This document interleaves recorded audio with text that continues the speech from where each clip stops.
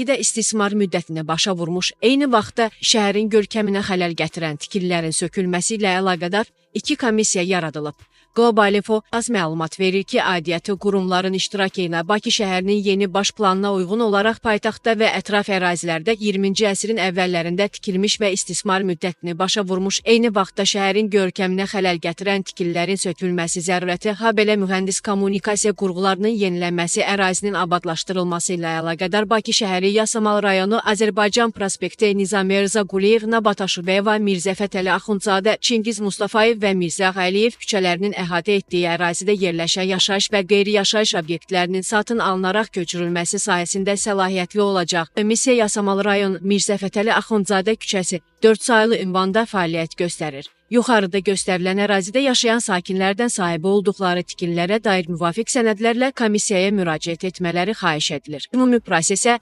şəffaflığın təmin edilməsinə nəzarəti isə Nazirlər Kabineti yanında yaradılmış xüsusi komissiya həyata keçirəcək.